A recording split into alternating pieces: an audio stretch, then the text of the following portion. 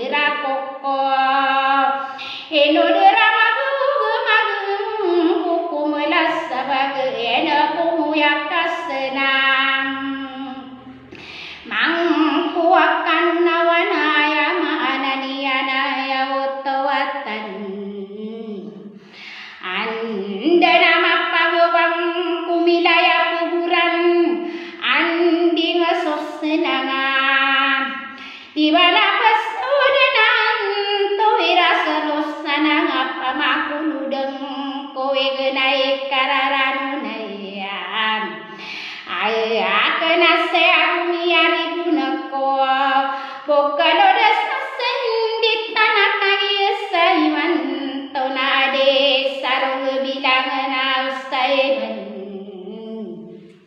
anto aya marani kirini bunasi kena kirini wadah kambuka pagi ngana pikin geng kadepata kasodena sokias alegu magi malawin dona aya utawatan de aya manani anu madeto mangabeunam aya ti gudis tibut tanagi utus subeng kita nasok pemana sumattauna pagasagediniana sama maka piramida kaya sisana saping ai kerana ngadenu beng kita kau buruk kalang kapana kagieuna sopang katanu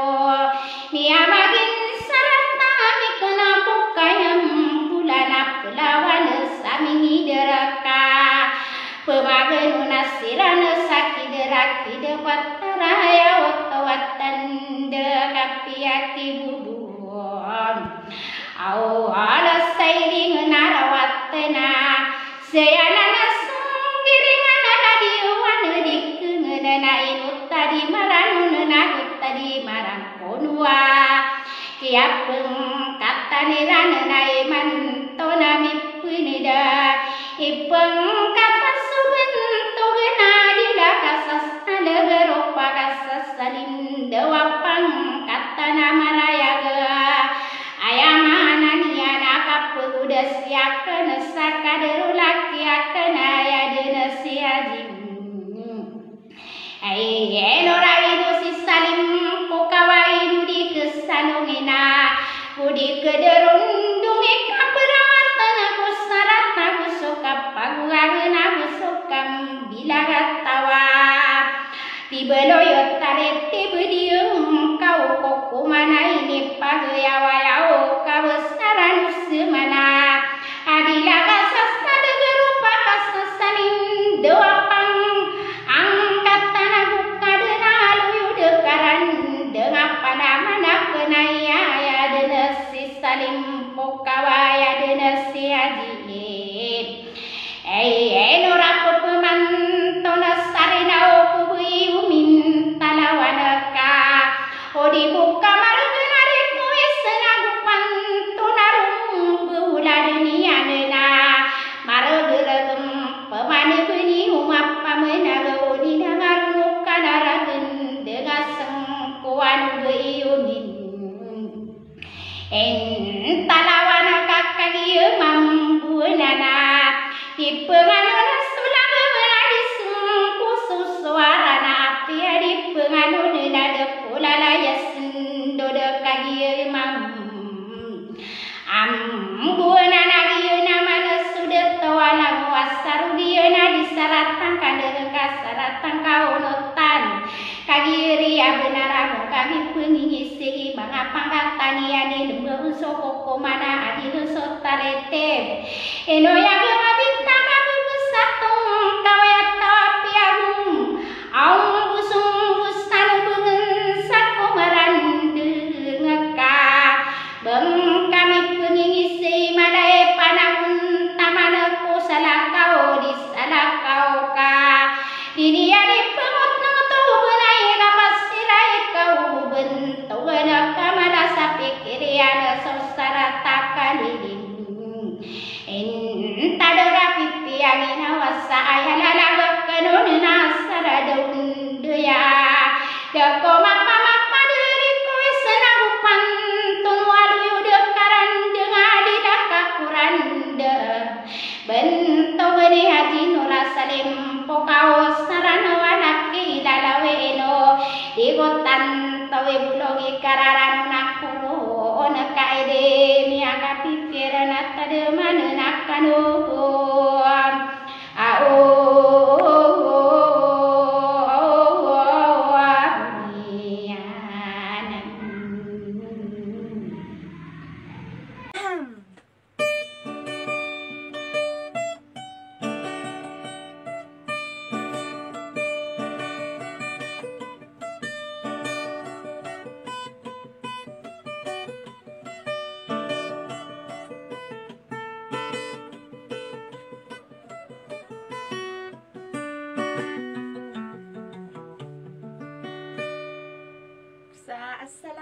Assalamualaikum warahmatullahi wabarakatuh. Sa pening kumambuk wala sumanaw salam na banisan mambagi na lang na loks pagirian niya pamamakinig iman to.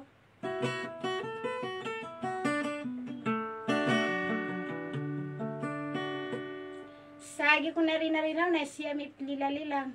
Nagudi ko kurmat special kung sa gitwala kami asida to ali aming guro alang adi. Ako siya may pinipililalilang sa de sa lakwarar sa de to ade sa lakwarar ki ayunan de to sa balay nagusto balay ang kota para de sa lakwarar ki baya adil sa balay nagyamatay din na. Nakasama-sama nyo lang on alang mamabayon mamakinog sa mga bunibunyan amaranoso. Sa katen at tutang kainibu sa sudi. Sa wanaw gayit man na ina, wana di mi kataroto panggo, solo po din niwa gusto pang katanin na makaingay ka na ko na maap sa katina, pamamakin gini, wasalam.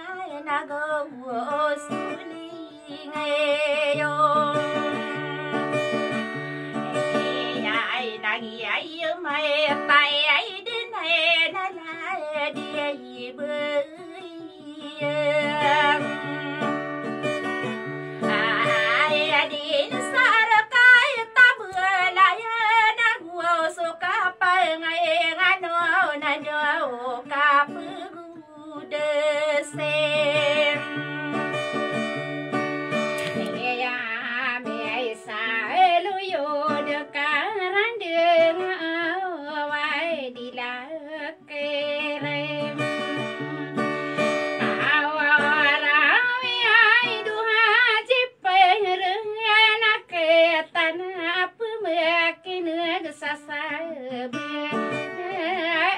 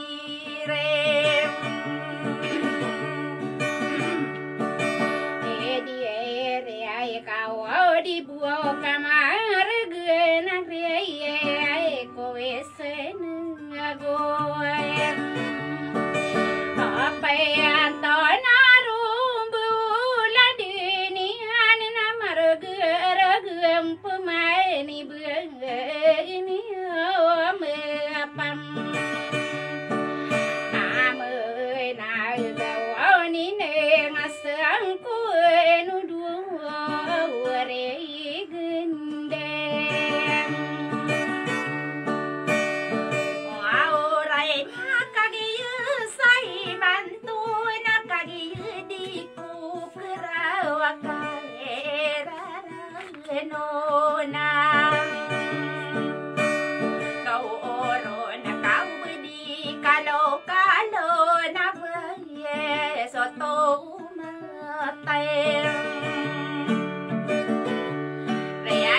Gõ để không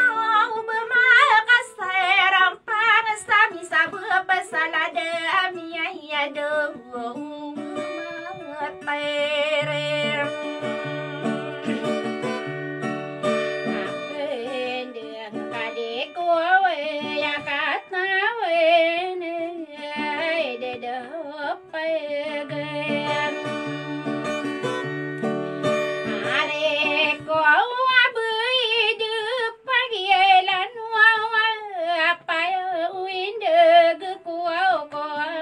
lỡ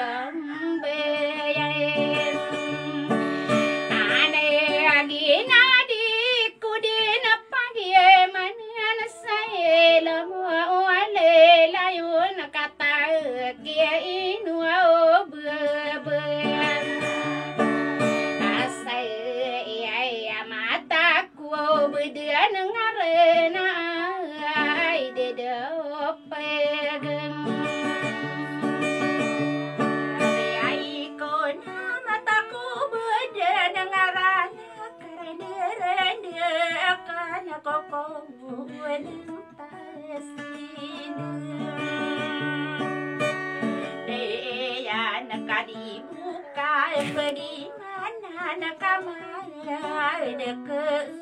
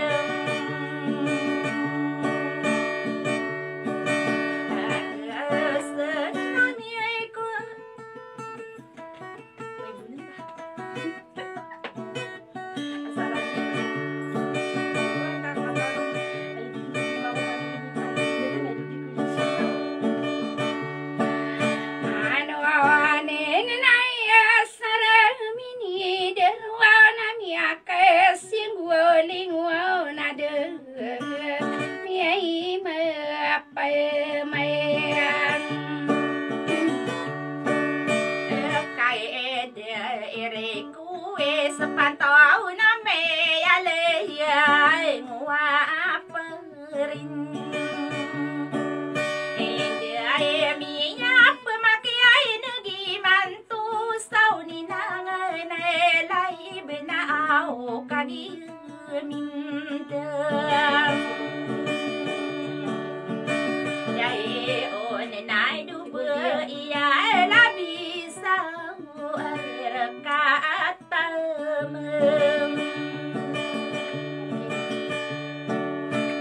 Riai kina sar kata mari kina agi matai dene nada aya dene segong Oleh dia ditanya pergi naleng abang ia labim Nan sadila mari kina kau benian gua mirawi bemi pegelim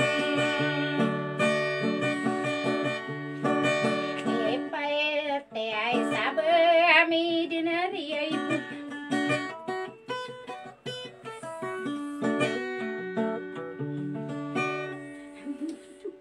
Ya suka yang mau Ya sih Perang karena kuntinita Continue era sekali Penakman kan Ya puru-puru kak nambika aku kan kakak lipat Lipat nasi Ini ya kalau bukan ini mah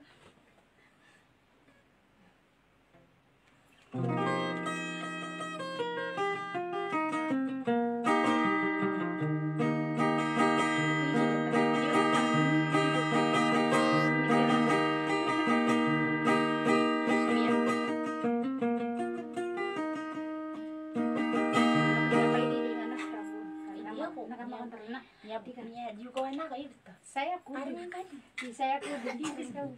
sana please ada 2 tahun man saya satu bulan saya satu